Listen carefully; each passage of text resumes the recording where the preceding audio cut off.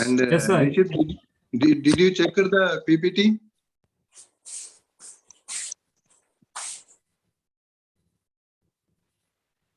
Yes, sir. We can start now. Okay.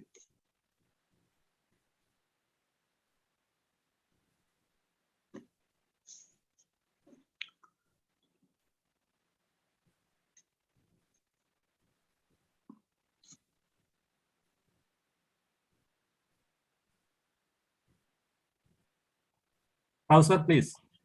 Yeah. Okay. Yeah. Good morning, my dear fellow pharmacists across the globe. Today is a special day. First time in its kind, DCO India Drug Control Group, along with Indian Pharmacy Graduates Association, New Delhi, we are jointly arranging this international webinar. And I would like to give little introduction about the DCO India Drugs Control Forum. It is formed in the year 2018 in memory of late Srimati Neha Shauri, who has a assistant drug control officer at Punjab, shot dead by a culprit. And we have started with 100 members, and within 1 year we could able to reach 1200 members in this DCO India Drugs Control Forum, where we have been regularly exchanging informations, technologies, knowledge, and current events. So the main people involved in creating this group is Mr. Lalit Goyal, Drug Control Officer from Haryana, Mr. Rakesh Dahiya, Drug Control Officer from Haryana, and myself, G. Koteshwar Rao from Hyderabad. And we are regularly conducting such webinars and quiz programs to the working drug control officers, and that group also involves the retired drug control officers also, where the senior people are guiding the junior people, and junior officers are exchanging their views in the groups. So for this, today webinar is Designer Drugs, a modern day threat or future therapeutic target.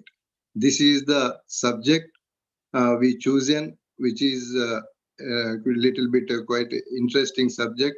And for today's this webinar, I welcome our chief guest, Dr. S. Reddy Garu, Joint Drug Controller of India. And I also invite the other DCO group members, Sri Lalit Goyal ji, Ji Rakesh Dahiya ji, and our partner of this webinar, the President of Indian Pharmacy Graduates Association, Dr. Atul Kumar Nazaji, who is also a Deputy Director and Licensing Authority at Government of Delhi.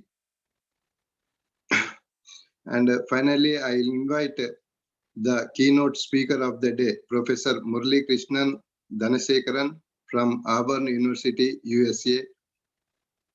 May I request Dr. Atul Kumar Naza to deliver his welcome address, please. Good morning, and thank you very much for this international webinar. At the outset, my special congratulations to Drug Control, DCO India Drug Control Forum, that they are taking this initiative for regularly arranging these webinars for pharmacy people, particularly for drug control officers. And this today's webinar on designer drug, this is the need of the hour. I also welcome our chief guest of the day, Dr. S. Eswara Reddy ji, the Joint Drug Controller, Government of India, along with Mr. Lalit Goyal, Mr. G. Koteshwar Rao, Mr. Rakesh Dahiya, the founder of this group, and all senior members from Drug Control Department, retired officers, senior officers, all other colleagues from drug control and other part of the country. This topic, designer drug, is a very relevant topic. It may be a threat to the country, it may be a threat to the young generation. I was just searching on the Google that first designer drug, that was synthetic one, chloral hydrate, was discovered in 1869 and it was used as hypnotic and sedative. Apart from that, we have seen ketamines, then amphetamines, LSD, and some other drugs, which are normally used as club drugs also. They are also fall in the category of designer drugs.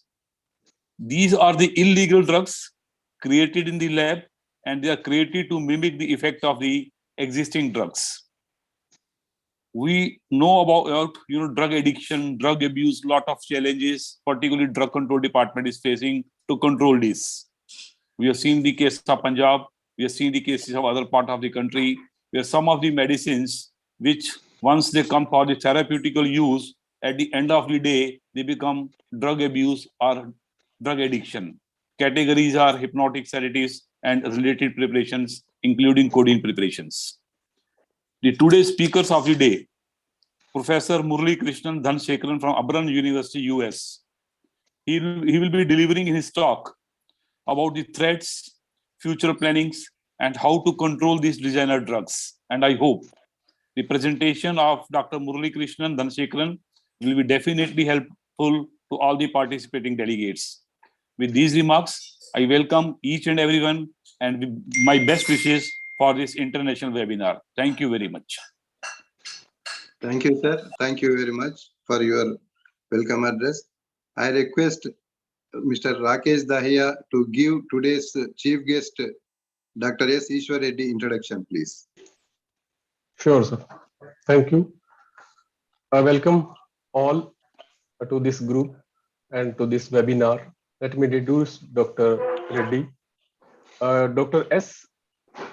Eswara Reddy is currently holding the post of Joint Drugs Controller India. He has also worked as a Drugs Controller General India for about 1.5 years, that is from February 18 to August 19. Dr. Reddy was born in 1969 in the state of Andhra Pradesh, India. He completed his master's degree in pharmacy from College of Pharmaceutical Sciences, Manipal in 1994 and PhD from JNTU, Hyderabad in 2009. Dr. Reddy started his career in 1998 as a drug inspector at CDSU, West Zone, Mumbai. He was promoted as Assistant Drugs Controller of India in 2009 and appointed as Deputy Drugs Controller India in 2012. In 2014, he was appointed as Joint Drugs Controller India. In February 2018, he joined as the youngest Drug Controller General India, who has worked for all the positions of the hierarchies. Dr. Reddy has participated in many national and international seminars, workshops, meetings on various areas of drugs regulation. He was awarded with Best Drug Inspector Award in 2005, Best Drugs Control Officer Award in 2016, and Distinguished Alumni Award from Manipal Academy of Higher Education, Manipal. Dr. Reddy was recently honored with Shri B.V. Patel Education Trust Award given in appreciation of valuable contribution in the field of pharmaceutical sciences. Welcome, sir. Thank you, sir. May I request Dr. Eswara Reddy, sir, to deliver his guest lecture, please.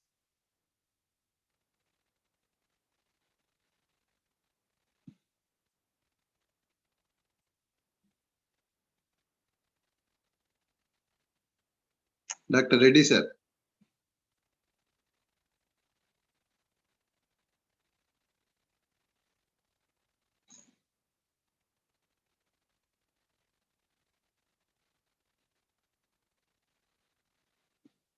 Dr. Eswara Reddy, sir.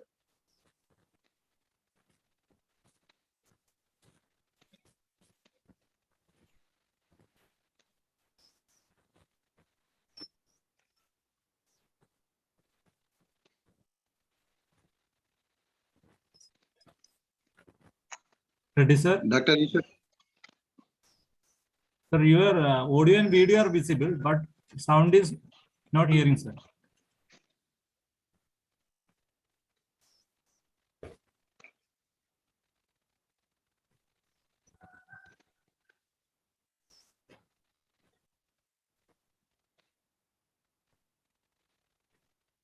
I think he got an external phone, I think. No, sir, actually, he is not connected with the audio. Yeah.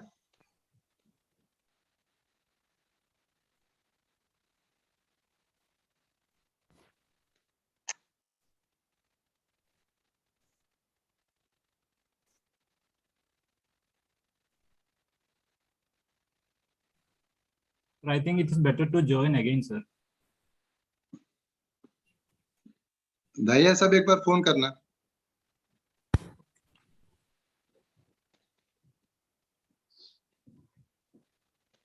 Dr. Reddy sir, you may rejoin with connecting computer audio. The audio is not properly connected.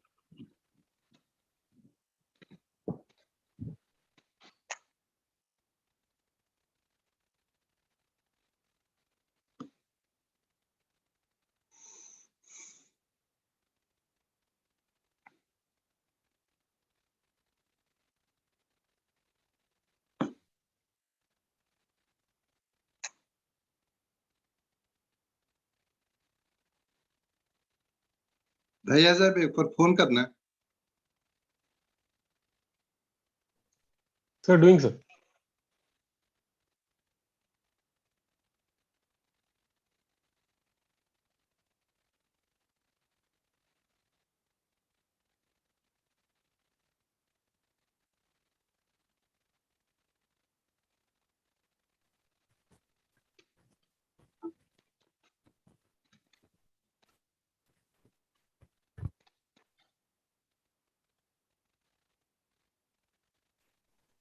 I think he will join again, sir.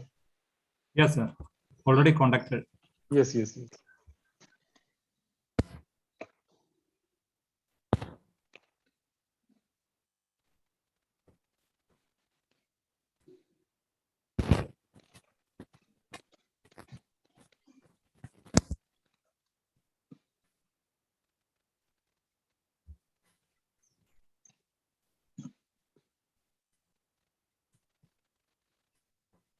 Yeah. Sir, please unmute, sir. Dr. Ishwar Reddy, sir, please Yeah. unmute. Are you able to hear? Yes, Yes, sir. Oh, okay, thank you very. I'm sorry. I think when I initially tested at 10:30, I think my audio video was good. I don't in between. There was some. Sir, you on your video also.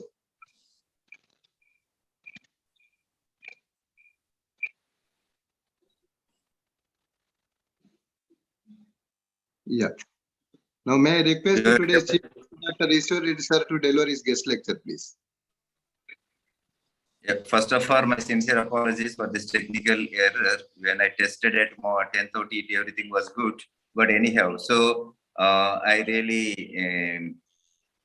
congratulate the DCO Indian Drugs Control Forum for organizing such a new topic for everyone in coordination with Indian Pharmacy Graduate Association on the topic designer drugs. In fact, I am also one of the member in the drugs DCO forum group. I understand that there are more than 1,000 members are there in this forum.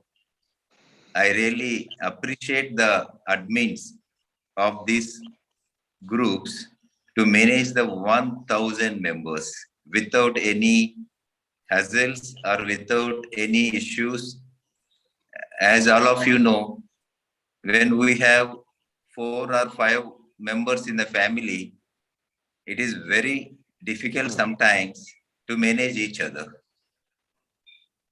But having 4 different groups of the same forum. I think it may be in the history. I don't think so. There is any other WhatsApp group have multiple subgroups of WhatsApp of 1,000 for the same cause, for the same mandate. I really appreciate the admins for such a wonderful thing. And I feel personally, the Rakesh Dayaji, Lalit Kumar Goyal, and Sri Koteshwar Rao, they are, I think, in our Indian mythological, we have Trimurtis to manage the universe. Like, Brahma, Vishnu, Maheshwar. Otherwise, managing such 1,000 officers of very young, dynamic people that are there in this group, retired officers are there, and brought everybody on the same platform, same understanding. I am really appreciate all Trimurtis for such a wonderful work they are doing. Though I am a silent spectator of this general group, but I read each and every posting made in these forum groups. In fact, it is so educative, and also it will give a lot of information about the current or latest notifications or latest court orders or any latest techniques we come across while administering our Drugs and Cosmetic Act and rules. And another very important thing what I observed in the forum is various comments posted by the members of the group on a particular issue. I understand every officer has his own way of interpretation of various provisions. But whenever I feel I really appreciate Koteshwar Rao. When the forum is cool and little lazy, he will post some very gray area topic in the WhatsApp group, requesting the comments from all the members. That really again made everybody awake and gave us such a wonderful comments. See, I think who is right is immaterial. As a drug regulator, for us, what is right? We can, being a drug regulator, we will express our own interpretation, what we understand. Whenever we will make any comments in the forum, that comments is based upon our knowledge, our experience. It does not make that your comment is wrong. Always whatever comments posted by the officers is whatever knowledge you have. No officer will make any comments intentionally something wrong. But this forum has such a great opportunity to listen or to understand, to also have a comments of the very senior most regulators of this group, as well as the retired officers of the drug control organizations from the state and the center. I really enjoy all your comments posted by the various people in this forum. And another very interesting thing in this forum is, I think once in 2 months or once in 3 months, Koteshwar Rao will evaluate the knowledge of the people. You may be in fact, I will also write that test. I will also try to answer these questions. Of course, I never got any full marks. It was, there are so many very interesting questions. And sometimes, after reading that question, to understand better, more, I think even I will refer our regulation, what it is actually. So that really, makes us understand better, to refresh our regulations from time to time. So that's really, I'll appreciate this forum, the way you have addressing the various topics, legal, technical issues. And recently I attended one of the sessions, such a wonderful session on artificial intelligence, machine learning in pharmaceutical industry. In fact, that's one of the best best presentation what I have seen. And another very important thing what I observed is resource persons. I don't know this group, how you will identify such a wonderful resource for persons having good knowledge and experience. Like today we have a keynote, Professor Muralikrishnan, keynote speaker from AUBURNN University, USA. I really, happy to say I have seen his profile, such a wonderful professor, have published so many research articles. And I really appreciate the organizers for identifying and also brought them into the forum to share their knowledge and experiences. But I am sure this forum will organize more such webinars, and that will be more in technical nature. But my one advice is, though it is just informal, I think little focus more this forum is on technical things, rather than any festivals or birthdays. Otherwise, sometimes I will see if one officer birthday, yes, individually they can send the messages will be good, or otherwise WhatsApp is filled with all birthday wishes or some other festivals. I think that this is my suggestion. Of course, end of the day, the forum admin can take a proper judge about this. So coming to the today's topic, designer drugs. Maybe most of the young officers may have some doubt. What are the designer drugs? What is its role? What is the role of regulators to understand the designer drugs? And what is actually its threat to the society? As all of you know, when we will approach a designer, or when we will have it, we need a designer. We always need a designer when you want something different, not routine. You don't want the existing one.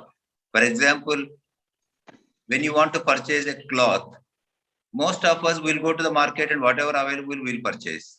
But there are certain community people, they don't want such type of things from the market. They want something their own.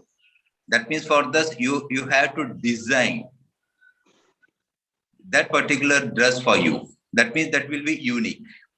Here, the designing your cloth, that is for the individual person. Here, some unscrupulous elements or some special people, they will make these drugs only for the certain category of the people who are able to afford and use these medicines for illegal purpose.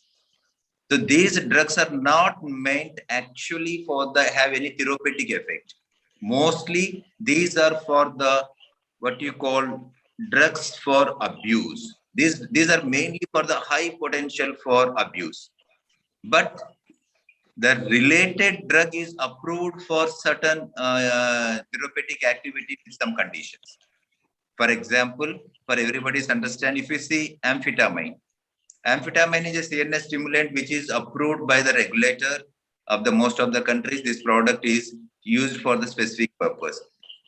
If particular any academic or industry research illegal person will little tweak this structure of amphetamine, if we will add some fluorine group or some methyl group, for example, if you make say 2-fluoroamphetamine. So 2-fluoroamphetamine is not approved drug. We have approved amphetamine.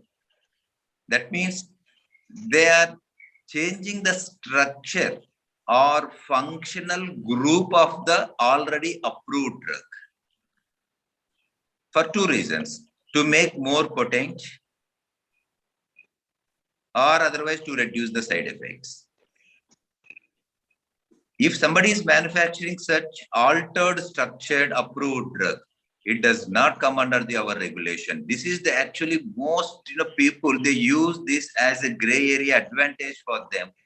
So when you want to seize any product or when you want to take anybody into the legal court of thing, unless that product attract definition of a drug, that means that that product has to be approved by the regulator, and understanding the need, and after proving the safety, quality, and efficacy of the product.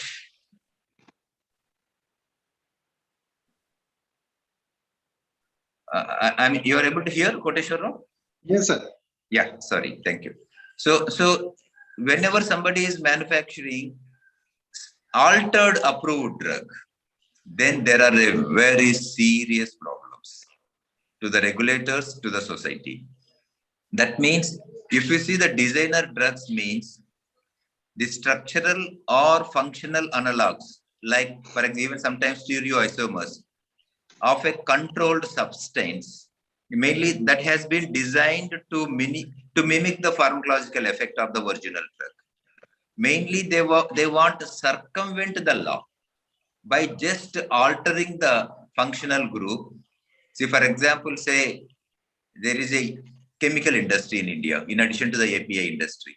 If some chemical industry fellow who don't have a drug license and he is manufacturing some structure altered products, say for example, he is manufacturing, as I said earlier, 2-fluoroamphetamine, which is not a drug, but it is analog of amphetamine. You may not be able to seize, you may not be able to prosecute. However, that product, as per the other acts like Narcotic and Psychotropic Substance Act, it may be a controlled substance. In some countries, it may not be a controlled substance also. So mainly these are the psychoactive substances. But if you see the title of this today's topic, the designer drugs, a modern day threat or a future therapeutic target. That means whenever you change the structure analogous of this particular product, it may be a very useful drug also. It may be a more potent with the less side effects. So that's why academic institutions, some research industries, they develop such type of products to develop a new molecule, to new version of the existing molecule. See, for example, tadalafil and other fields we came, these are the more potent and less side effects compared to the original innovator drug. So that is actually it is a future therapeutic target, mainly useful one. However, if it is same thing is misused, that is going to be a serious threat. But if you understand, if you see, you can check that, you can ask the organizers what is the importance as a drug regulator. Why should I understand? You should understand, which is very, very essential, this topic. What are the legal provisions available? I am sure the experts today's speaker is going to address 3-4 issues which we require. What we'll expect from him is what are the regulatory status of the designer drugs in other countries like USA, Brazil, or in Australia, how they are regulating.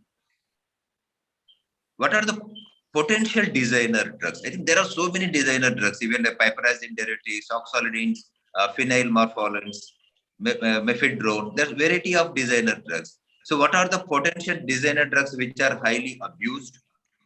And what are the side effects and health hazards with these designer drugs?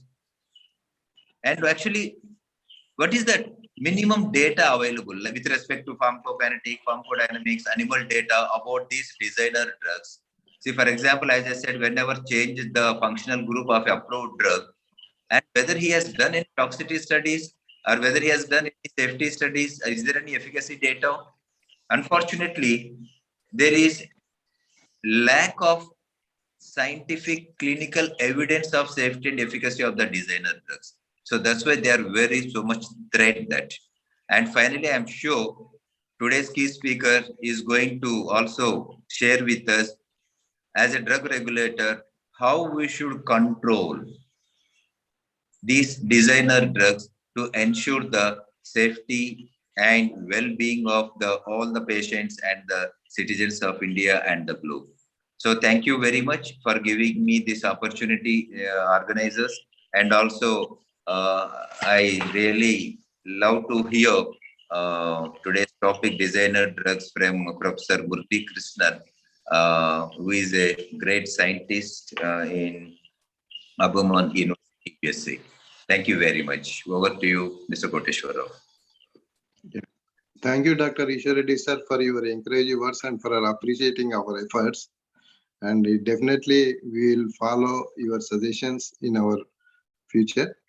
And now today the subject is designer drugs, a modern day threat or future therapeutics target. The keynote speaker of the day is Professor Muralikrishnan Dhanasekaran, and I would like to introduce briefly his biodata is very big, and I made it to a one page. And let me introduce Dr. Muralikrishnan Dhanasekaran. Dr. Professor Muralikrishnan Dhanasekaran. He is presently Professor, Department of Drug Discovery and Development, Harrison College of Pharmacy, Auburn University, Auburn. And he is adjunct to professor at Tuskegee University, Alabama. And he is associated with Harrison College from 2018. And 2009 to 2018, he was associate professor, Harrison School of Pharmacy, Auburn University, Auburn. And from 2005 to 2009, assistant professor, Harrison School of Pharmacy, Auburn University, Auburn. And 2001 to 2005, he was a research assistant professor, Scott and White Hospital, Texas, AM University, Temple, Texas. And from 2000 to 2001, he was a research instructor, University of North Dakota, Grand Forks, ND. And from 1999 to 2000, he was postdoctoral fellow, University of Nebraska Medical Center, Omaha, NE. And from 1999, he did PhD pharmacy from Jadavpur University, India. He did his M.Pharmacy in 1995 at Jadavpur University, and he did his postgraduate diploma in personal management and industrial relationship from Annamalai University in 1995, and he did his graduation in pharmacy from Annamalai University in 1992. And his awards and honors were a very few of his awards and honors are, he was the Auburn University Author Award, Auburn University. He was visiting professor, School of Medicine and Pharmacy, Qingdao Ocean University of China. Outstanding Teacher Award presented by the Student Government Association, Auburn University. Outstanding Graduate Mentor Award presented by Graduate School, Auburn University. Introduction into RHO Chief Pharmacy Honor Society. Faculty Graduate Advisor Award presented by Provost, Auburn University. And summary of his leadership, one or two I am reading. He spearhead committees in leadership roles that are especially explicitly pertaining to education, research, teaching, and service. Currently continuing over 17 years of being actively engaged in Auburn University, Senate, and various administrative committees. His continuous dynamic involvement in the analysis and assessment of core curriculum, general education, and academic programs at the school and university level.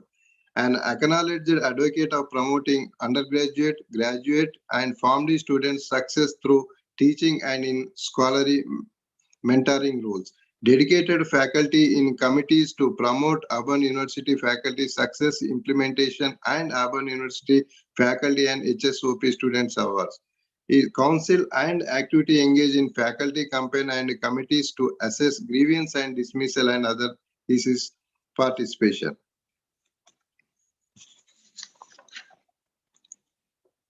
And his publications, coming to his publications, he is book editor, published 4 books, and books under production 2, and books chapters 42, publication in per reviewed journals 106, citations 4,323, H index 35, I-10 index 71, abstracts, international conference meetings 129, local conference meetings 237. Friends, still more is there to read about, but since the time shortage is there. And one more thing I would bring to your kind notice that actually, frankly speaking, I don't know who is Muralikrishnan Dhanasekaran professor. He simply, you don't believe, simply he has been watching my Facebook postings, and from Facebook he sent me a messenger message. Sir, kindly forward your email ID. Then thought that I don't know who is, I forwarded. Then immediately he called me, and within 24 hours we spoken each other, and we finalized the topic. And now today we are in front of you, sir. Thank you very much, Professor Muralikrishnan Dhanasekaran, sir. Over to you for deliver your keynote address now. Over to Professor Muralikrishnan, sir. So I'm going to thank you so much, sir. Good morning, everyone. I really appreciate all your kind introduction and kind words. I'm sharing my screen. Can you see my screen, sir? Yes, sir. Thank you. So I sincerely thank everybody. Good morning, good afternoon. So today we are going to talk about designer drugs. So the approach I'm going to do is, let's start with in silico studies. Okay, how we can use in silico studies to talk about designer drugs, how we can do in vitro studies to validate the effect of designer drugs. And then third, we will do some the in vivo studies, what in vivo studies I've done to study the action of designer drugs. So those are the three main topics. From the in silico data, from the in vitro data, and from the in vivo data, we can study about what are the future, what can be the future for these designer drugs.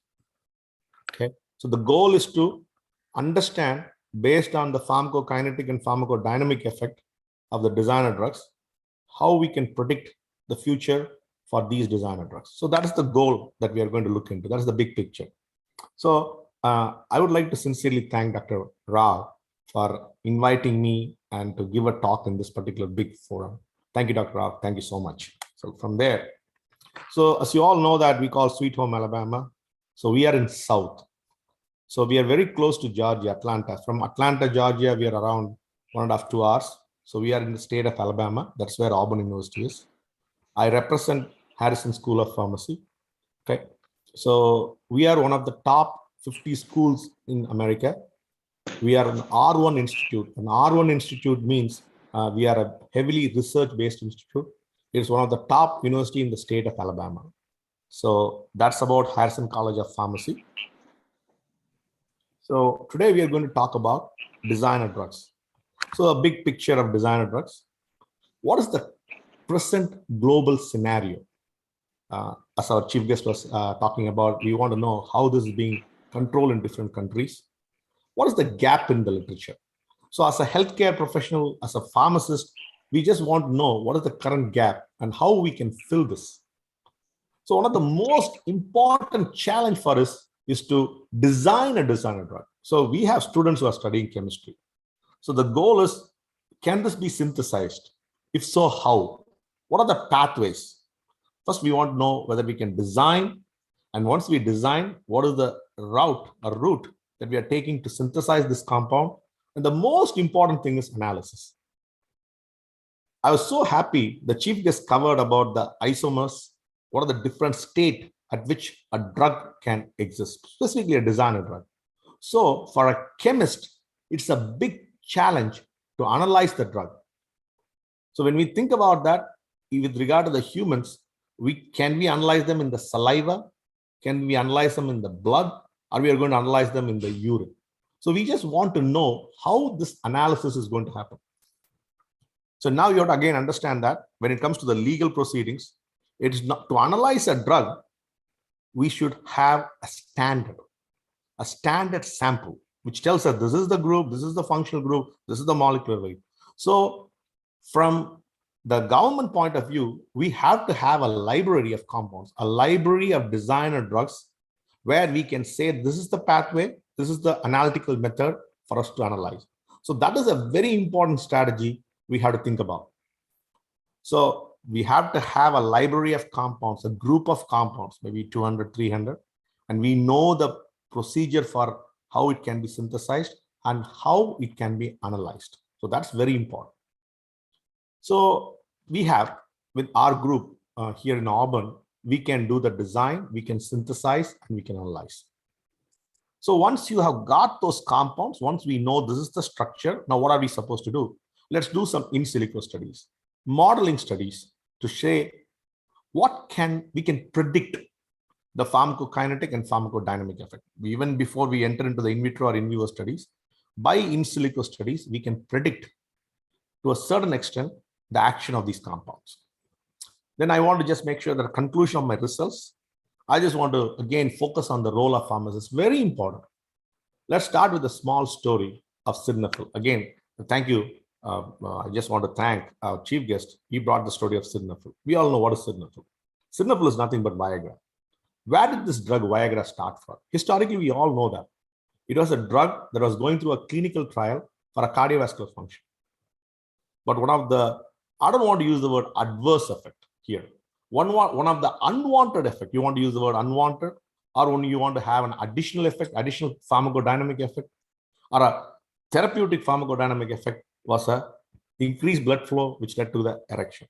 So which was a $1 billion drug. Currently, it is one of the $1 billion drug that's being used for the treatment of erectile dysfunction. A simple drug that was used for the treatment of a cardiovascular disease. Now we are using for a erectile dysfunction. The same drug with the same pharmacodynamic effect, it's also been approved for pulmonary hypertension. So you think about it, a small drug, it was thought about cardiovascular function, but now it has been approved for 2 therapeutic disorder. So two disease where we can use it for a therapeutic action. So think about it. That's the reason I'm just telling the role of pharmacist. I just not only want to focus on the adverse effect or the addiction forming effect of these drugs, but there is a way that we can think about whether these drugs have any therapeutic value. Again, one more example I want to start with. Botulinum. Everybody thought that botulinum was a toxin. However, currently botulinum is used for cosmetic purpose to remove the wrinkles. Right? It is being approved. It has been used in Western countries just as a cosmeceutical. Not only that, the drug has also been approved for the treatment of migraine. So you can understand that why I want to make sure that we understand that it is all not about the adverse effect, but there is a niche. That is a point where we can use these drugs for therapeutic effect or a prophylactic effect. So that is the whole idea that I want to make sure that we are all on the same page with regard to the role of these designer drugs. So the big picture, these designer drugs, they have different names. Okay, you can see that some of them are called as crocodile. You know why it is called as crocodile? Because it's a flesh-eating drug. Okay, like a crocodile that can eat the flesh of the animals. These drugs, when they are consumed, okay, it can eat the flesh of the humans. And another very common drug, it is ecstasy. Okay, it's a kind of a methamphetamine derivative. So we all know that, these are designer drugs. So number one, they are usually synthetic structural analog of a controlled substance. There are certain drugs that can also be a natural structural analog, okay, of a natural substance, but mainly it's synthetic analog of a controlled substance with slightly modified structure. Again, I want you to understand that our chief guest very clearly told that these structural modifications are made to evade the law. Okay, basically that is the big picture. So as a human beings, we are prone to addiction. Okay, as of all, we are all now. What is the biggest addiction? We are all addicted to our phones. Am I right? The most important thing we are being, it is not that we are addicted to caffeine, we are not addicted to nicotine, but the biggest addiction now has become phones. Okay, I'm just telling you, as a human being, we are addicted. So we need something to keep us calm. We are addicted to a lot of different things. So a designer drug is another chemical that can make a human being addicted. So that is number one. Number two, they mimic the pharmacological effect of a known drug of abuse. When I say mimic, I'm just talking about the pharmacodynamic effect. So here, when I say a pharmacodynamic effect, again, I want you to make sure that you understand that designer drugs are not only stimulants, they are also, there are a lot of designer drugs which are anxiolytic, which can calm. So you think about designer drugs, a lot of us, we just immediately think they are stimulants. No, they are not only stimulants, but you have certain drugs that can also become anxiolytic drugs, okay?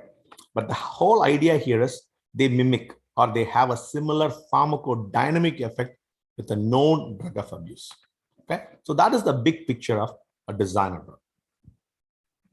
So now as a history, again, morphine in 1800s, I'm right, people had synthesized morphine from, okay, opium and heroin where we started. In 1960s, we had marijuana. And then in 1970, in US, they had the Controlled Substance Act. Okay, the first designer drug, it was called as China White, synthetic opioids. Then we had piperazine. So piperazine was the one that started, okay, the law enforcement authority to start to focus on, okay. So 1996, that's where in US, they started looking into the piperazine derivatives, okay. So now, based on that, with the history, short history, so let's go to the next one. So what is the substance of abuse now? You know, for a bigger picture, what is the substance of abuse? As I told you, I'm right, it refers to any harmful or hazardous psychoactive substance. So the word psychoactive, okay, something that is affecting the central nervous system, okay? It can be including alcohol or any illicit drug. So this is a kind of a explanation given by the World Health Organization. A drug that affects the mind or the behavior, the psyche, the mind or the behavior. So I'm going to start with piperazine derivatives. Okay, it's a cyclic organic compound with 2 opposing nitrogen atoms with a 6-member ring for the structure. I'm just giving you a most important thing here. I want to make sure that usually the piperazines do not exist naturally. They do not exist naturally. So we have to synthesize in the lab. Usually it's a dihydrochloride product. Okay, why are we talking about? Because of the solubility, ease of the solubility. The people who are synthesizing in the clandestine labs, okay, they are not directly related to any common substance of abuse, but they have, okay, kind of a psychoactive substance, and they are not, okay, they are not existing naturally. I just want to understand, make sure that we understand that it's mostly synthesized. So when I think about the piperazines, the route of administrations, okay, currently when I talk about globally, they are usually orally consumed. So there are a lot of formulations, powder, tablets, or capsules. So the dose, am I right, it varies. Why am I going to use the word that varies is usually they are not taken alone. They are used in combination. These are party pills, okay? Usually taken by the kids. When I say kids, it's usually taken by the teenagers or people who are around the age of early 20s or mid 20s. They do not take this drug alone. It's usually taken with another substance. And the reason is, as a pharmacist, we understand that they want to get high immediately. Okay, so that they want to modulate the pharmacokinetic effect where they want to feel the rush, feel the high.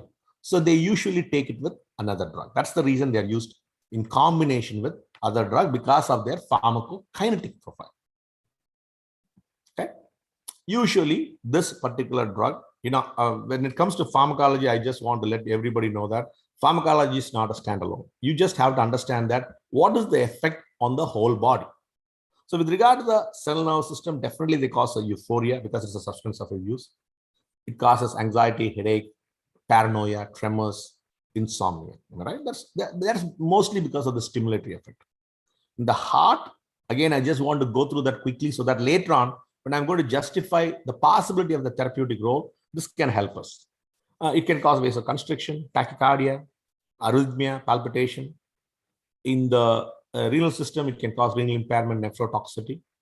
It can cause hypoxia, hypophagia, anorexia. I want to hold on to that point. Hypophagia, anorexia, respiratory acidosis, multi-organ failure, and death. Okay, that is the general pharmacological effect of most of the substance of abuse. But I just want to touch on piperazine derivatives. Okay, so the big picture again, when we think about designer drug, it's a substance of abuse. We all agree to that. It's going to cause addiction. So when I use the word addiction, I'm going to stop here and talk about what do we mean by addiction. When I'm just going to ask based on the neurochemical basis. Okay, neurochemical basis. What is the most important neurotransmitter? Well, let me ask you other way. What is one of the most important neurotransmitter associated with addiction? The most important neurotransmitter associated with addiction is dopamine. Okay, think about that. When people smoke, it does nicotine. Okay, we all agree that it stimulates the nicotinic receptor. But what does it do? It increases the release of dopamine. You think about any substance of abuse, they increase the release of monoamines. When I say monoamines, it's dopamine, norepinephrine, and serotonin. So definitely, dopamine is one of the most a predominant neurotransmitter associated with addiction. So the addiction leads to dependence. What do we mean by dependence here? The dose of the dose and the frequency of the substance of abuse increases, right? Which can lead to toxicity. The toxicity can be an acute. Later on, it can become chronic, which will eventually lead to death. So when we think about substance of abuse, I just want to have this particular idea. Yes, it starts with a simple addiction, then becomes dependence. It can lead to toxicity, and we can lead to death. Now, a lot of research are being done. I'm talking about now people are addicted to their phones. Definitely, it's an addiction. It becomes dependence. We can't live without a phone. What do you say that it's causing toxicity? Exactly. People don't stop doing exercise. People don't do their job properly, which can lead to obesity. It can lead to death. So there's a lot of possibility that we can directly connect this particular thought of process to anything with regard to substance of abuse. So now let's look into the classification of substance of abuse. Okay, in a bigger picture, I'm just going to a bigger picture where substance of abuse. Okay, what are the major substance of abuse? You can see that it starts with alcohol, cocaine, hallucinogens, heroin, inhalants, marijuana, methamphetamines, opioids, okay, prescription drugs. So as a pharmacist, we just want to make sure that we understand that we are not only talking about our substance of abuse when it comes to this particular thing. You have so many compounds, opioids, steroids, synthetic cannabinoids, okay, prescription drugs. A lot of prescription drugs people get, it becomes a substance of abuse. One of the most common ones currently, not only in India, also in Western countries, is benzodiazepine. It's a modern day threat. I don't know whether we realize or not. People readily or easily get abused or get addicted to one of the prescription drugs, benzodiazepine. Okay, I'm just letting you know of some example. So designer drugs, they also can be called as club drugs. Why is that? Historically, these drugs were used in club. That's what I told you. Pharmacokinetically, it was not only used alone. Usually in club, what do they do that? They use it with another designer drug or another substance of abuse, or definitely they use it with alcohol and nicotine. So it was started as a club drug, but now people are abusing it. So historically, try to understand that. That's what I'm trying to say. As a pharmacist, we not only talk about pharmacodynamic effect, we also talk about pharmacokinetic effect. So as a designer drug, yes, it is used mainly with other substance of abuse. Okay, so that is a big picture that we are going to have at the end for our conversation. So once we understand the different substance of abuse, so now let's see how can we classify them. So here, I just want to make sure that I told you that can be classified two ways, because as a pharmacist, we have to understand that our curriculum is one of the most unique curriculum in the healthcare, where we understand the action of a drug, not only from the source, but also based on their structure. Again, I want to emphasize that, whenever we think about the curriculum of the pharmacy, the future of pharmacy, we are the only healthcare profession who understand the effect of the drug, the action of a drug based on the structure. So this particular art is slowly going away in USA. In US, with regard to PharmD program, they are mainly focused on the pharmacodynamic effect. They're mostly on the action of the drugs. They are more worried about the adverse drug reaction. They are more worried about the drug interaction. Okay, again, we have to understand the drug based on the source and based on the structure, because the structure of a drug defines its action. Not only the pharmacodynamic effect, the pharmacokinetic effect, the onset of action, the duration of action is completely dependent upon the structure of the drug. So this particular art has to stay within the pharmacy profession, and we have to understand that. So when you see a designer drug, yes, they have a specific structure. So try to understand that. Why am I talking about the structure? Number one, when you think about a designer drugs, when we use the word psychoactive, for any person, am I right? As a chemist, what is the most important that we are relating? A psychoactive substance has to cross the blood-brain barrier. So for a drug to cross the blood-brain barrier, it has to be lipophilic. So now we can do those kind of study with the in silico. The in silico studies can help to understand the structure of the drug and the effect in the body. So that is the reason I'm telling you this in silico study is very important for us to understand the preliminary, the primary action of the drugs. So basically here we have MDMA, synthetic cathinones, piperazines, tryptamines, PCP. All these drugs, they are classified based on the structure. So now, not only that, now I just want to say that some of them are hallucinogens, some of them are stimulants, okay? Some of them can cause delirium. So the psychoactive effect of these drugs completely vague. Okay? So the whole idea is the structure can be different, the action can be different, the psychoactive effects can be different. So again, I just want to make sure that the pharmacodynamic effect, the mechanism of action, okay, are mainly, we always think it is stimulants. No, these drugs not only have a stimulant property based on the structure, they can be a sedative, which means they can have an anxiolytic effect. They can be hallucinogens. They can be dissociatives. Okay, they can have psychoactive properties. So think about it. Cannabinoids, benzodiazepines, and opioids. So when I see cannabinoids, when I see benzodiazepine and opioids, what is more common among them? They decrease the neuronal firing. For example, benzodiazepine, they induce a hypoarousal state, which means they decrease the neuronal firing. They can be used to treat hyperarousal disorders, okay, insomnia. They can be used to treat anxiety. They can be used to treat seizures or epilepsy. So think about that, okay? So mainly these drugs can have a psychoactive effect, dissociative effect, hallucinogenic effect, sedative effect, stimulant effect. So except the hallucinogenic effect and the dissociative effect, as again, I want to make sure that we are on the same page today. As I told you, for what therapeutic effects can these drugs be used? See, from a simple thing, stimulant, which we can use it for ADD or ADHD patient, sedatives for insomnia, okay, or for a hyperarousal state, a patient with schizophrenia, a patient with bipolar disorder, we can use as a sedative, okay. For a psychoactive patients, for pain, opioids can be used. Benzodiazepine, it can be used for multiple purposes. Now, cannabinoid is the drug of future, okay. As Dr. Rao told me that now we have been writing a lot of books and for the future of cannabinoids. Cannabinoids can be used for most of the disease in the body. You start from for cancer, cannabinoids can be used.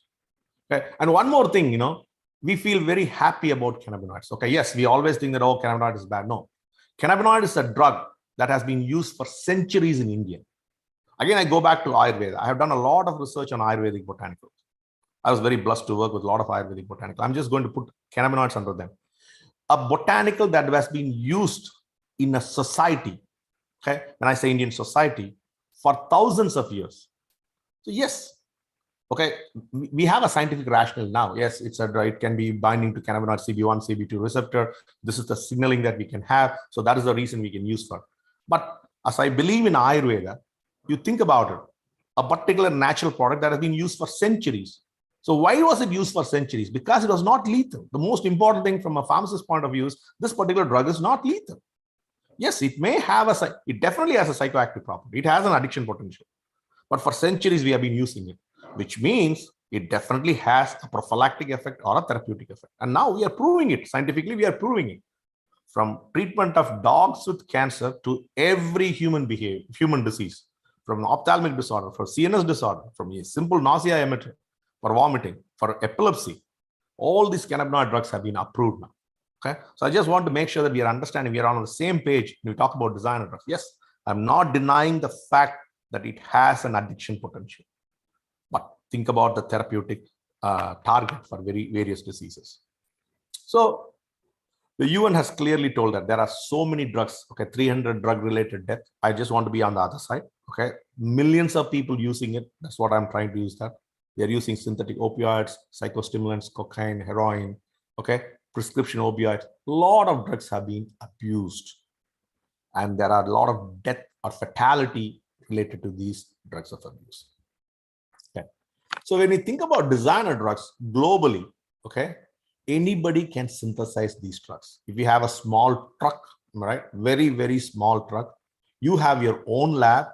All these chemicals are legally sold if you Google them, and it can be synthesized in a clandestine lab. So as a chemist, we understand the structure, we understand the simple process of synthesis. Anybody can synthesize a compound. So now what is the challenge? Are these compounds pure? When I say pure, is it the targeted compound that a person was designing, was that synthesized, or does this compound not, like today the guest of honor talked, is it only amphetamine or does it have also a fluoro derivative with that? So that is the problem. You know what I'm saying? The purity of the compound we don't know, but anybody can synthesize the compound. A person without any degree can synthesize a compound in a small setting. I just brought this. This is very, very popular in the Western countries, where they just have their van, they have their own lab inside, they synthesize. This is a true story. I'm not making it up. Okay, it can be synthesized in any clandestine laboratory without any regulation. So to start with, okay. Number two, the abuse of these drugs. I'm just starting with Europe. You can see that it is increasing. A lot of substance of abuse are being used in Europe. Okay, and the amount it is being used is increasing. So definitely there's an escalation of these new drugs and the usage of these new drugs. In India, there are reports of these use of designer drugs. So I started with Europe, I'm starting with India. And now when you come to Western countries, these drugs are being sold in the dark net. So that is another problem. You cannot legally control them. So there are a lot of internal you have websites which you can sell them. Correct. So it is available in the dark net.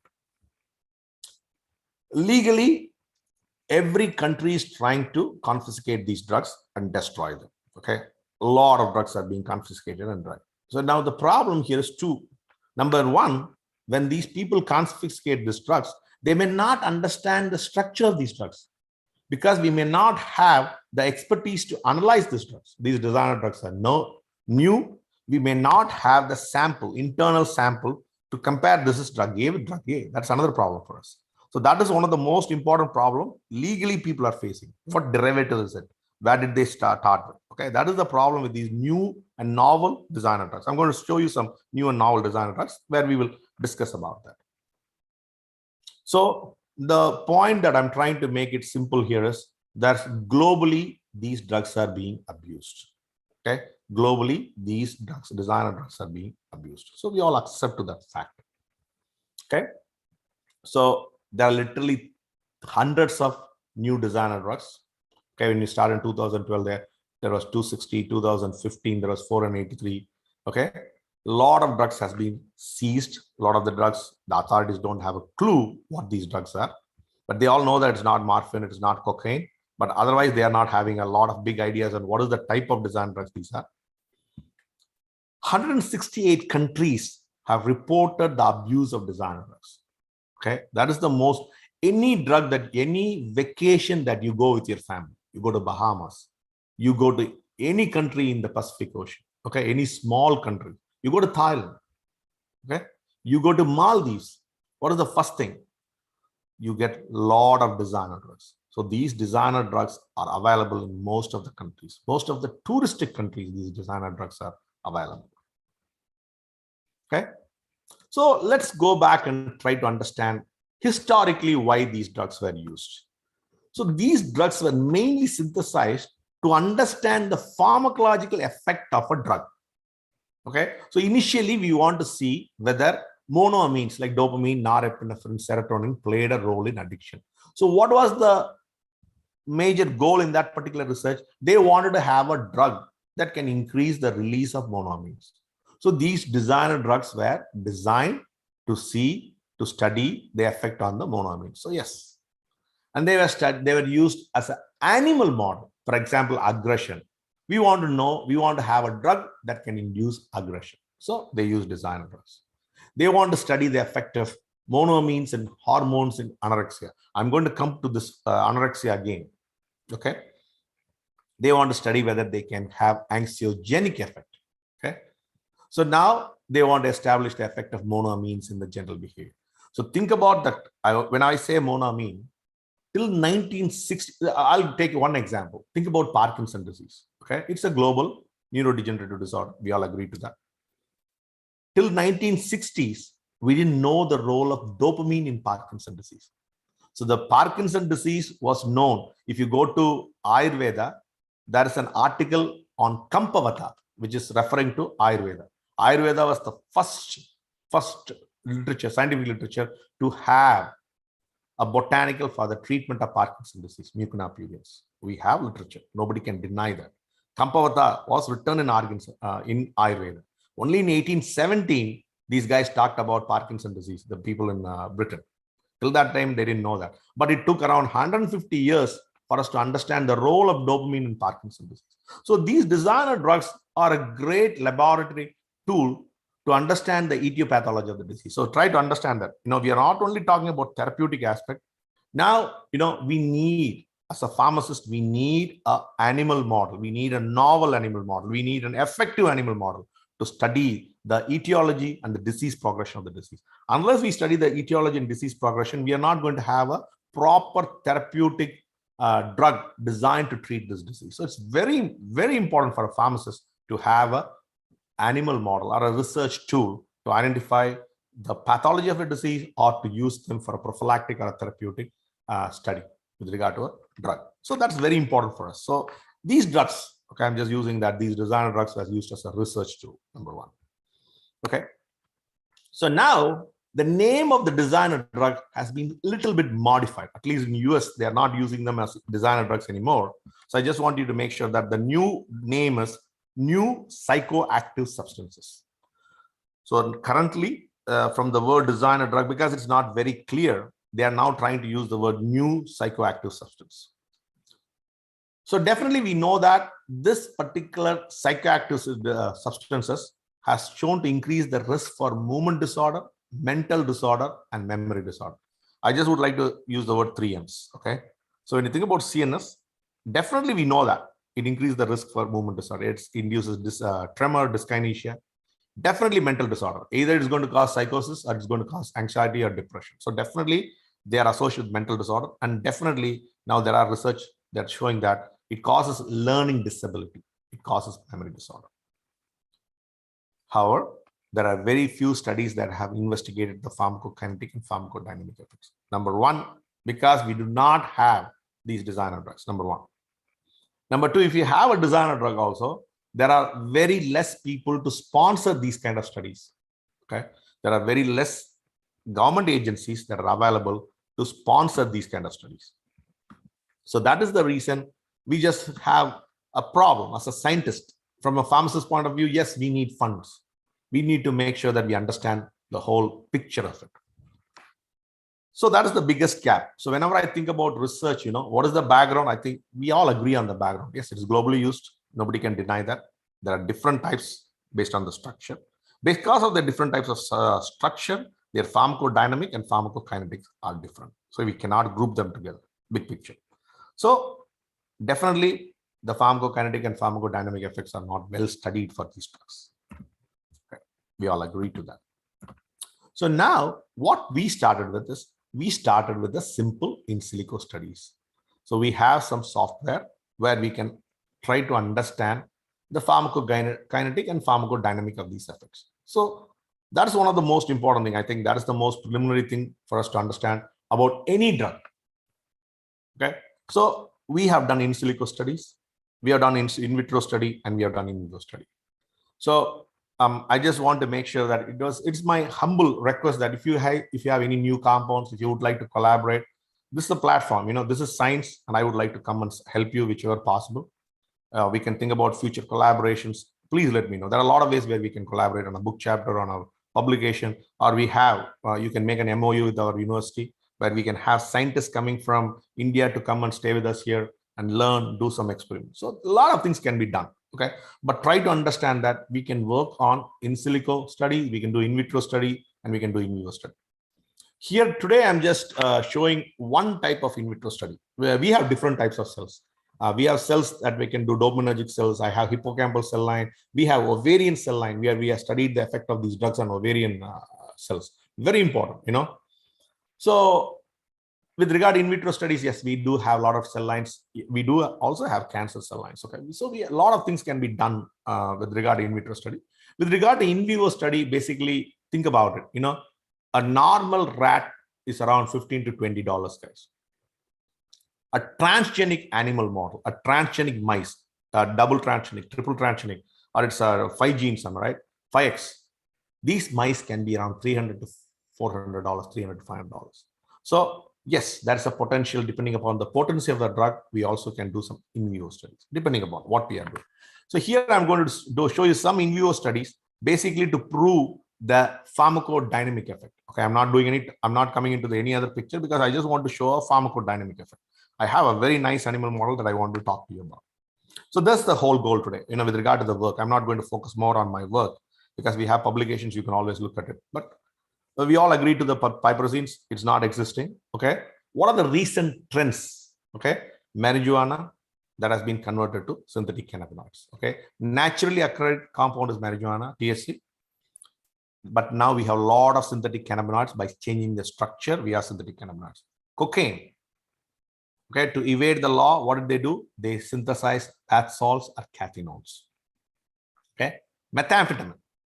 So we have MDMA, piperazines, which all have an activity similar to that.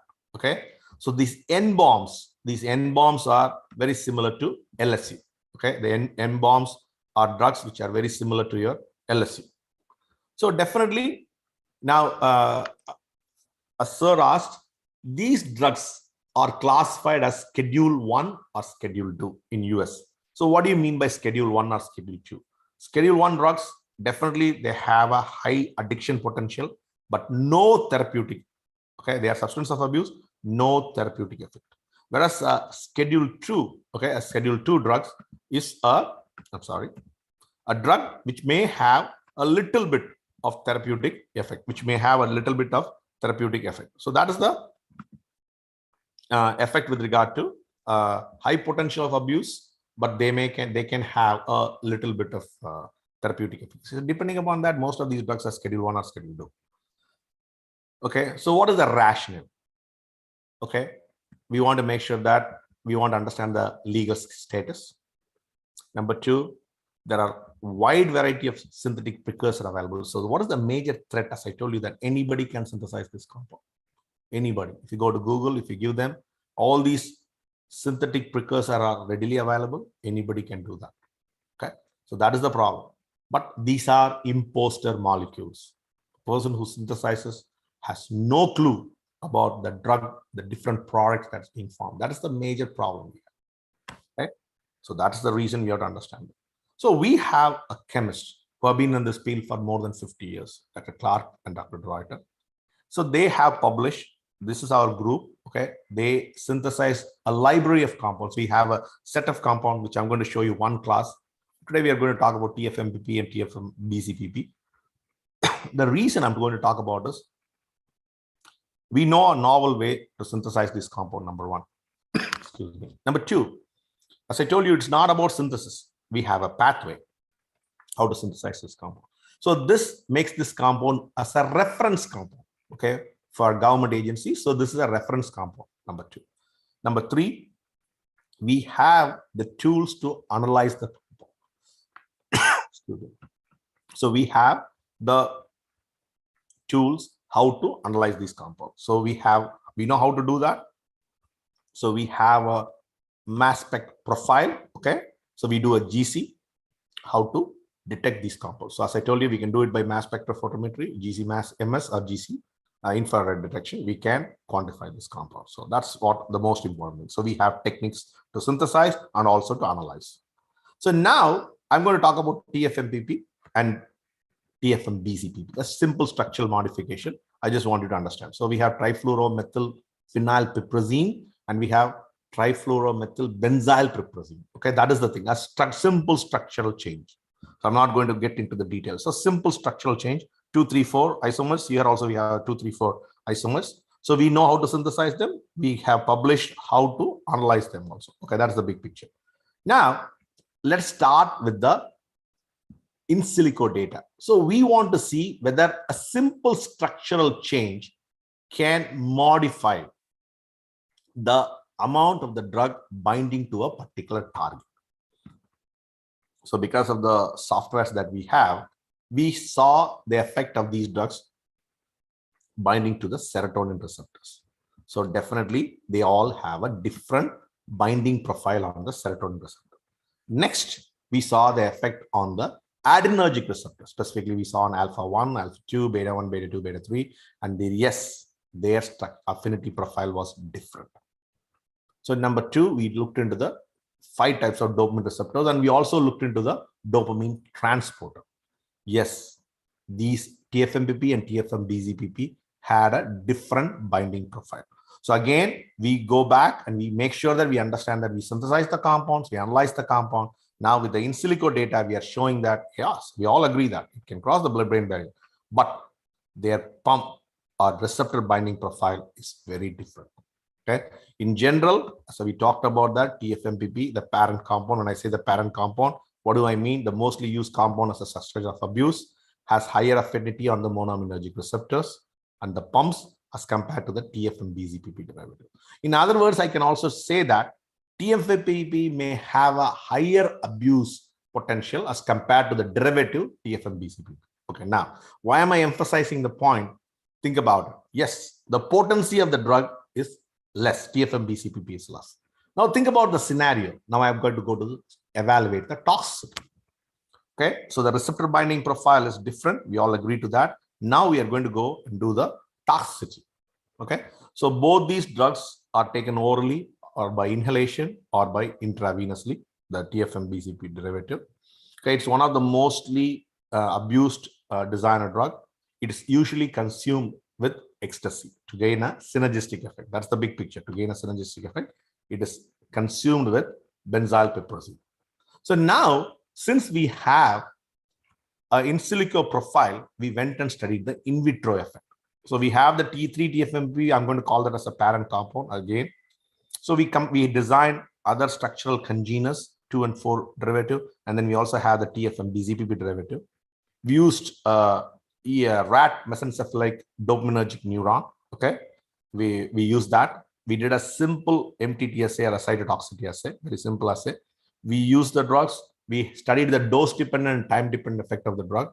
3-TFMPP, the parent compound or the mostly abused drug, had a dose-dependent neurotoxic effect. And as always, I tell you, with regard to pharmacology, you throw in any drug to any cells, it can inhibit the growth. But we want to compare with the endogenous and an exogenous toxin. MPP plus, we all know that it's the active metabolite of MPTP. And then we also have hydrogen peroxide, which is a endogenous neurotoxin. So we just compare our results with MPP plus and hydrogen peroxide to show that, yes, TFMPP can induce a dose-dependent dopaminergic neurotoxicity.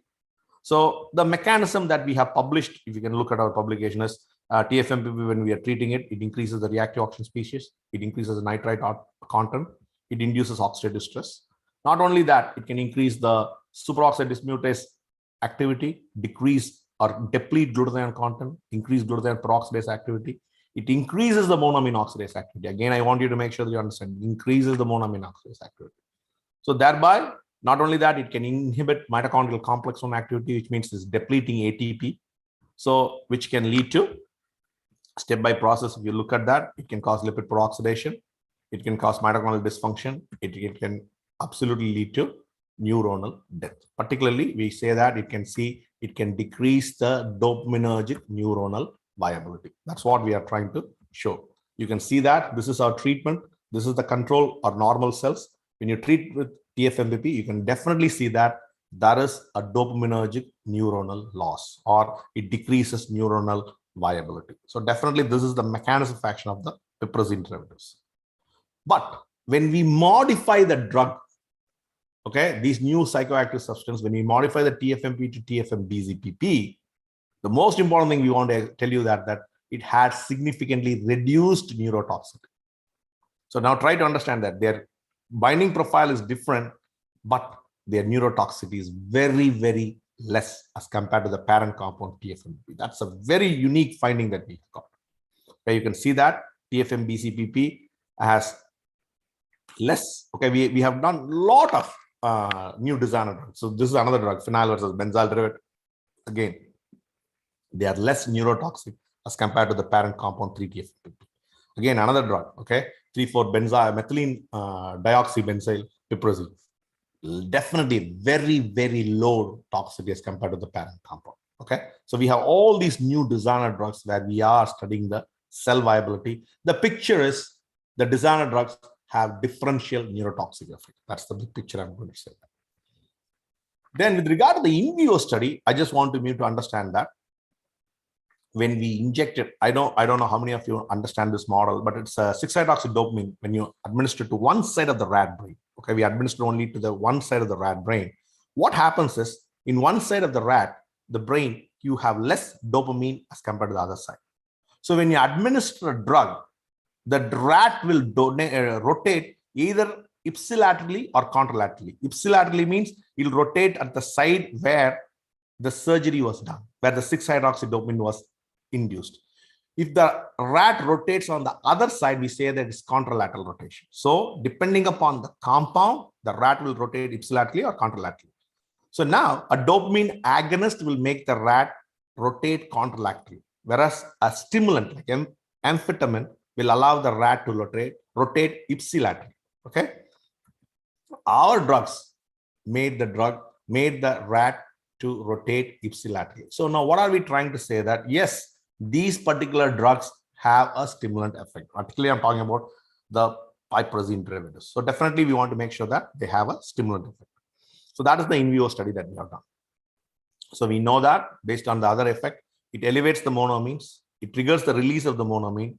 It can also exhibit agonist effect on the monoaminergic receptor. So this is the pharmacodynamic effect that we have, which we have analyzed in our lab. Okay. So to conclude, to come back, number one, I'm not denying the fact this is a peril to the society. It is danger to the society. I'm not taking away that. So now we have to control the use of these substances if they have less toxicity and if they have a pharmacodynamic value. Again, I just want to make sure that we are on the same page. If they are not toxic, there is a possibility for us to investigate the future pharmacological profile for a therapeutic or a prophylactic effect. Okay, so we know that there are hundreds of drugs, new psychoactive substances now is coming out. So we are not denying the fact. So we want to accept that it has an addiction potential and it has a lot of toxicity. To conclude, okay, these drugs can affect, okay, let me tell you the other way around. They can induce oxidative stress. They can have mitochondrial dysfunction. They can induce inflammation. They can cause neuronal death. So now we all agree that how can it be a boon or how can it be having a therapeutic value? As I told you, sildenafil, right? Sildenafil is causing, is used in the treatment of erectile dysfunction because of the increased blood flow. Now these drugs can be used, okay, for sexual dysfunction because they have a stimulant effect. Possibility. I'm not telling you will cause, but there's a possibility. Number two, okay, these drugs can be used for fatigue, chronic fatigue syndrome. So now if you think about globally, any drug for fatigue is $1 billion market. Okay, it can be used in the treatment of ADD, ADHD. We all know that. Think about that. Obesity is killing most of the human beings now. Okay, a lot of people are using millions of dollars, billions of dollars, billions of rupees are being spent to reduce the body weight. Okay, think about that. Since these drugs can be used for eating disorder, think about it. Maybe this is a drug of future for obesity. That's a possibility. If these drugs do not have any toxic effect, this can be a drug that's used for obesity. Okay, so think about a drug that can be used for fatigue and obesity. What are combinations we have? So definitely we want to say that this particular piperazine derivatives are toxic to the dopaminergic cells. They induce oxidative stress, mitochondrial dysfunction. However, simple structural modification, again, I'm using the right word, TFMPP to TFMBCPP, okay? What is it going to do? It did not exhibit dopaminergic neurotoxicity. So the dopaminergic neurotoxicity was gone by structurally modifying the drugs. So we want to do a lot of future studies with other in vitro cell lines. We want to do a thorough in vivo effect in 2 or 3 rodent models, not only in a normal rodent model, in a transgenic rodent model. That's the future studies. Okay. And I want to make sure that I acknowledge my collaborators and all my students. Okay.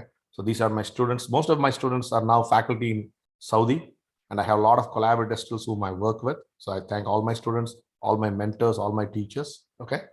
I'm ready to answer questions. Thank you, everyone. Thank you, sir. Thank you very much for the valuable. There are very good comments in the chat box. We observed a very informative session. There are 2 questions posted in the chat box. What is the difference between dependence and habituation? This question posted by Mr. Anshu Gupta. It depends upon the dose and duration.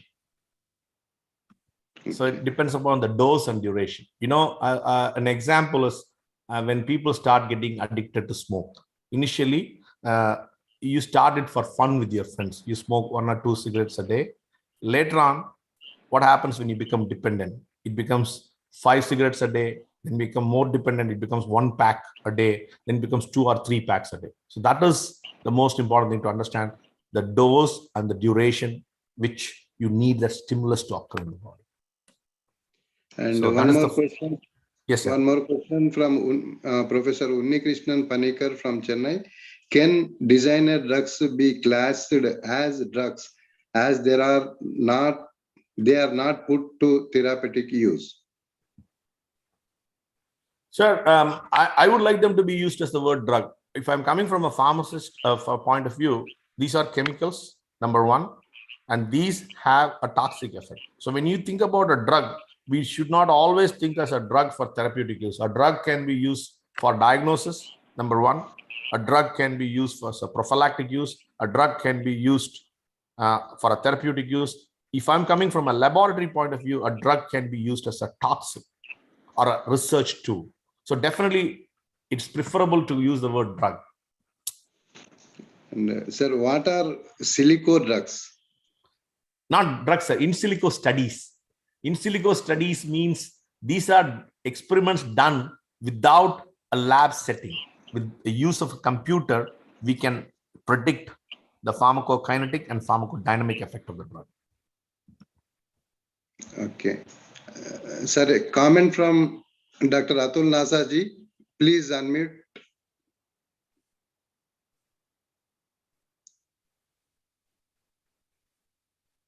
Dr. Atul Nasaji.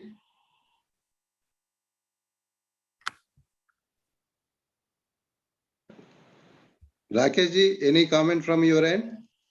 No, sir. No, sir. Hello. Yeah, yeah. Sir, are you listening? Yeah, sir, no yeah, comments I'm from my listening. side. It was an excellent session. And thanks, And, Dr. Muralidharan. Yeah. And Dr. Prabhakar Reddy, Head University College of Pharmaceutical Sciences, Palamur University. Please unmute and you can speak. Nishit, unmute him.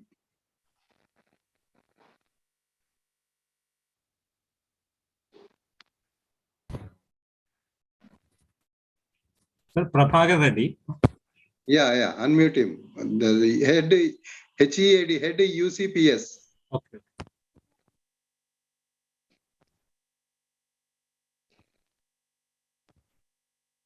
Okay, now you can speak now.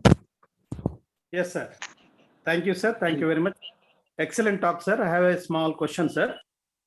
What about the kinetic parameters, sir, for designer drugs? Sir, kinetic parameters, the problem, sir, people can publish, sir. Every animal, it has a different kinetic profile, sir. If they are studied in rat, have they studied in human? And with regard, have they studied in mice? For example, I'll tell you with mice. You all know that with regard to mice, mice has both monoamine oxidase A and monoamine oxidase B, okay, which is very similar to the human being. Whereas if you go to rat, rats do not have monoamine oxidase B enzyme. They only have MAO-A. So if somebody is going to talk about a pharmacokinetic profile of a particular drug, we just have to find out whether they are a substrate for MAO-A or a MAO-B, or whether they are inhibitors. So the kinetic studies, whatever is available, I think we have to be very careful in taking it. In humans, when you say that, the pharmacokinetic profile depends upon the age of the patient, the sex of the patient. The pharmacogenomics comes to a very important thing, because the way person A digests the drug or metabolizes the drug will be totally different from a person B. So if we are going to think that this particular drug has a clinical value, then we have to do a pharmacokinetic study in a different, totally a different population. So I don't want to make sure that any of us make a complete conclusion with these pharmacokinetic effect of these drugs. That's wrong, totally wrong. We can't do that, sir. Whatever we are available in the literature, we agree to that. But we can't make a statement. A conclusive statement cannot be made with the data that we have. So There that's is a why mistake. you're doing dynamic studies. We are doing both, sir. We are trying to analyze that. You know, we are doing a pharmacokinetic study to see what doses can that be analyzed in the blood or in the urine. So our current effect, I'm not getting the pharmacokinetic effect from a therapeutic point of view. I'm just getting it for an analytical point of view, because that is first very important for us. Thank you. Thank you. Thank you very much. There is a message from Miss Sudipta Rai from, I think she's from Jadavpur University. I really loved this session, and I have received and revised the pharmacology, dopamine, benzodiazepine, pharmacodynamic, pharmacokinetics, molecular pharmacics, etc. And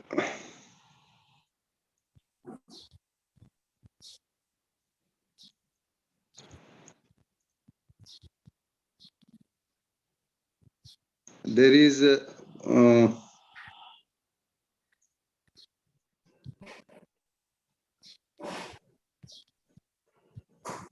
many are posted the same messages, and Naza sir is there in the line. Yes, yes. Sir, can you comment, sir, please? The presentation is excellent one, and whatever the topics and he has covered, whatever the issues he has discussed, this is very informative, and particularly for all drug control officers attending this webinar. Now we have to see that these designer drugs, whatever available in our country, they should be used in such a way that there should not be any drug abuse on rise. And we have to see the presentation covering all the aspects of Mr. Murali. This is excellent presentation, I can say.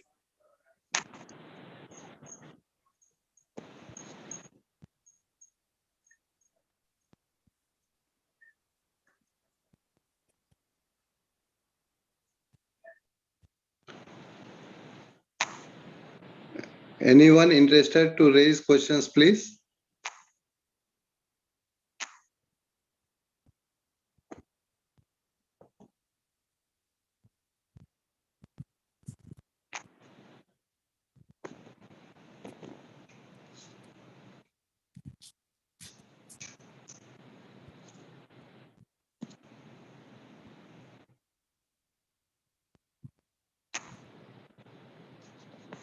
Okay.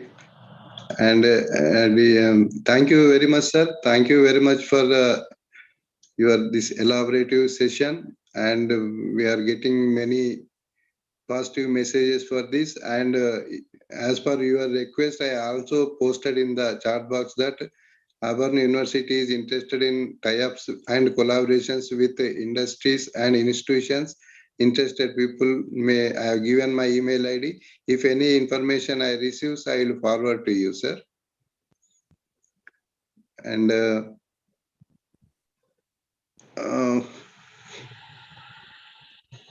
Tiwari sir, are you there? Sumant sir, please unmute yourself. SK Tiwari sir. Yeah, I am here. Yeah. Now Hello. I request Sri SK Tiwari sir, Deputy Drug Controller from Jharkhand State, to present his vote of thanks, please.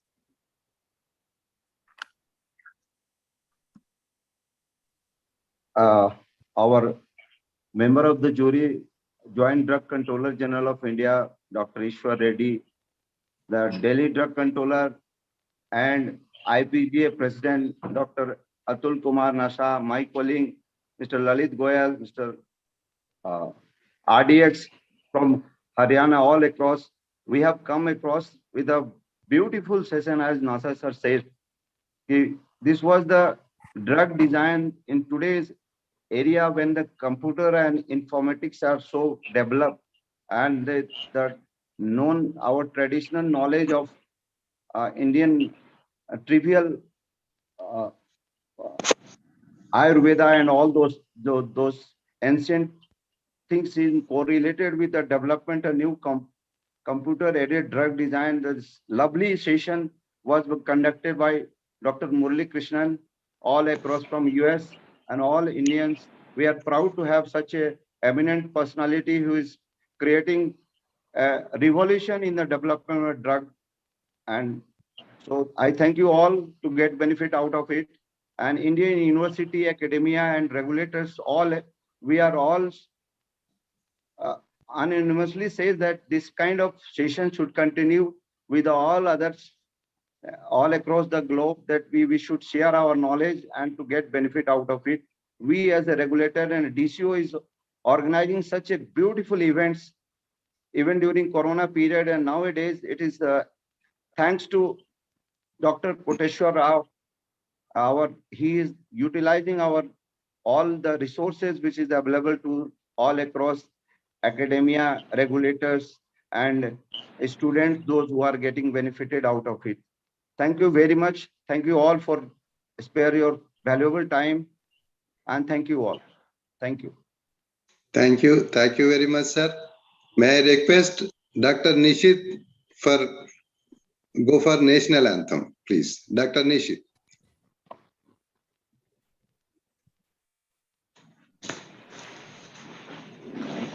You may stand for मन अधिनायक जय हे भारत भाग्य विधाता पंजाब सिंध गुजरात मराठा द्राविड उत्कल बंगा विंध्य हिमाचल यमुना गंगा उच्चल जलधि तरंगा तव शुभ नामे जागे तव शुभ आशीष मागे गाहे तव जय गाथा जन गण मंगलदायक जय हे भारत भाग्य विधाता जय हे जय हे जय हे जय जय जय जय हे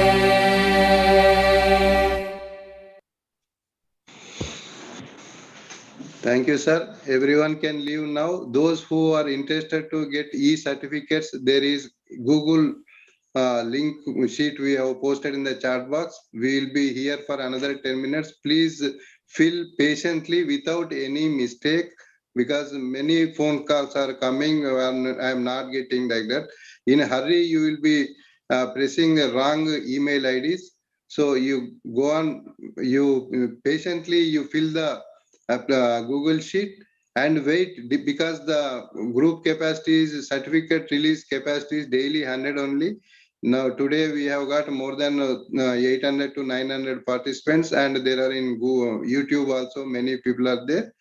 Every day 100 certificates only you will receive. Even after 5 days, if you don't receive any certificate, please mail me at inspectordrugs@gmail.com. Guests may leave now.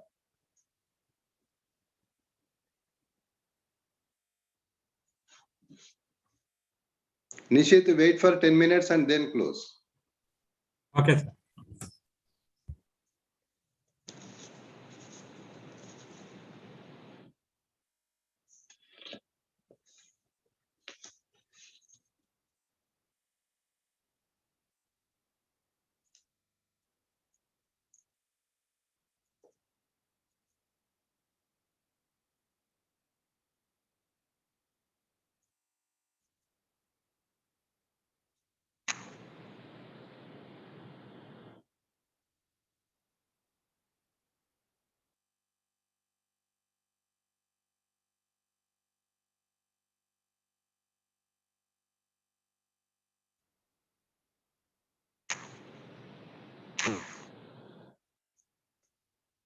For today's guest speakers and chief guest, we will be sending a separate certificate. No need to fill the link, Google Sheet.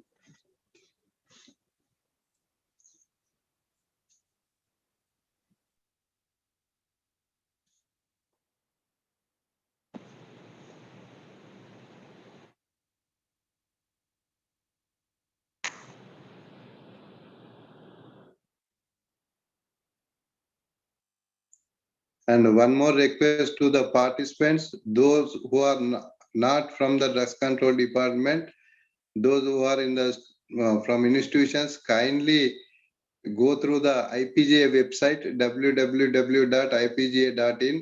Just go through the information available there and kindly take a membership in IPGA, which will be useful for you in all your future endeavors. Since if you once you become a member of any professional organization, it will be more useful for you for continuous education and information transmission. For any further details, also you can contact me. I have given my email and phone number in the chat box. Kindly concentrate more on IPGA also.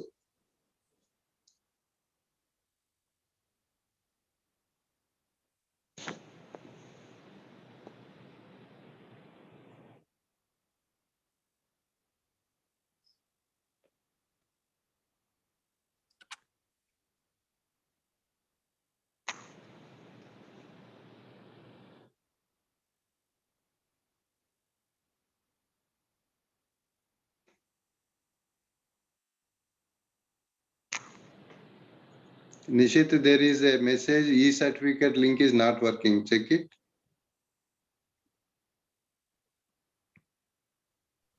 It's working, sir. It's working. So don't be hurry, madam. Just wait, go coolly, you open it, it will open and fill properly.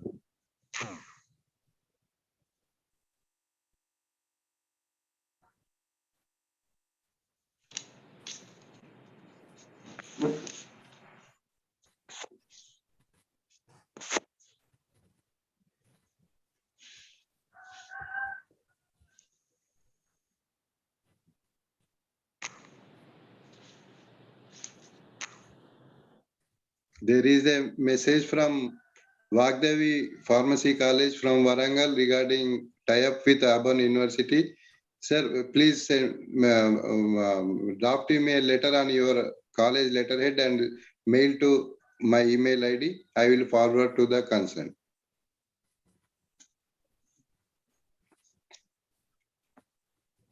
So far, 141 participants downloaded the certificate. Oh. It's working now.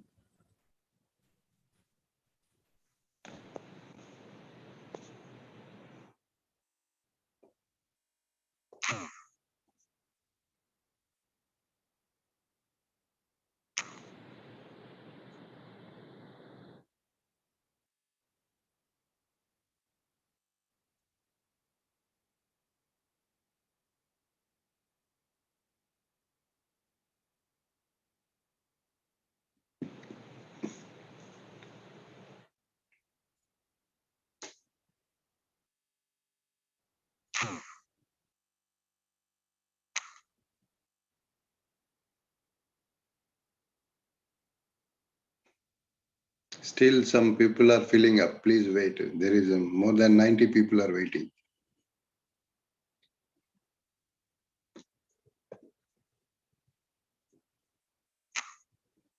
And one more request to the participants, please subscribe the YouTube channel of IPGA.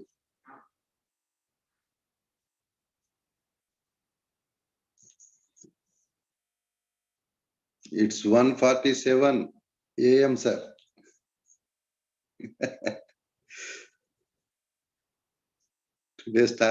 Work started today at 3 AM.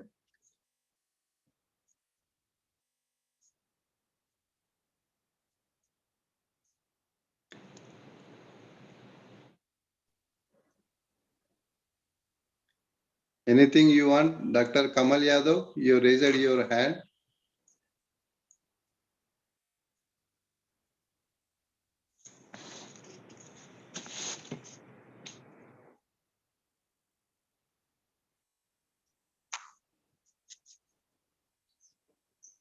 Nishit, can you unmute Dr. Kamal Yadav? Okay, sir.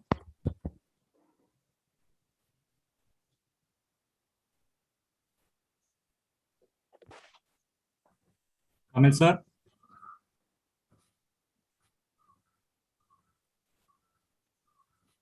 Kamal sir, please unmute. Dr. Kamal Yadav? Yeah. You unmute. Yeah. Sir, good morning, sir. Koteshwara sir, good morning, all the participants. Today, Murali sir give an excellent session, sir. That is very informative.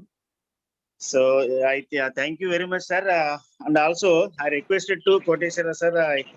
I last week also asked to tie up with Auburn University. Just I give the details, sir. We are very much interested to tie up with Auburn University, sir. Okay. You send a letter, sir, to my mail ID. I will forward to him. Okay, sir. Okay. Tomorrow I will send the letter, sir. Your personal mail ID.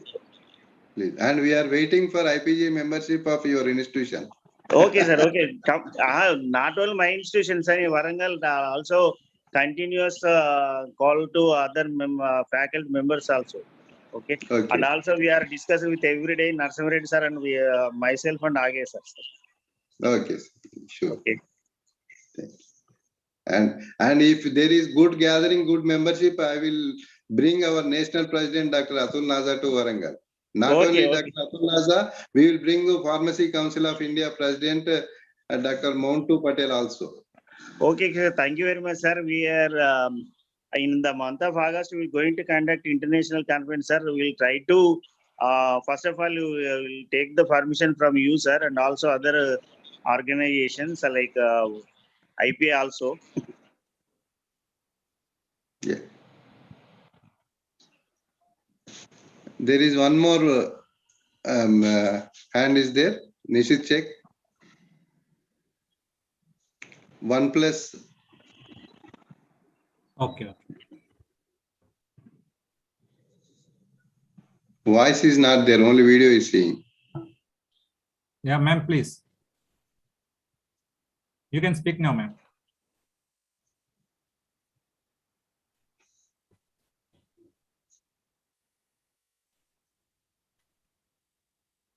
There is a problem with your voice.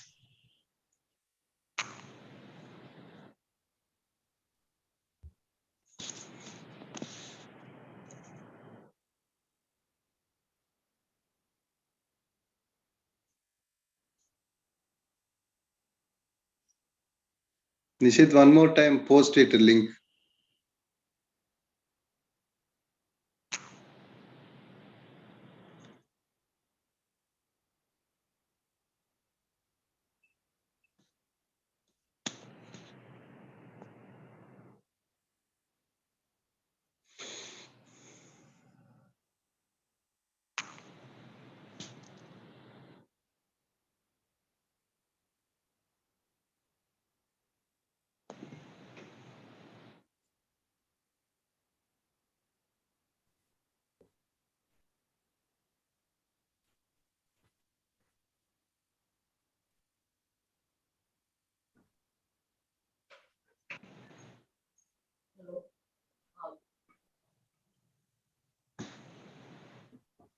So can we conclude now?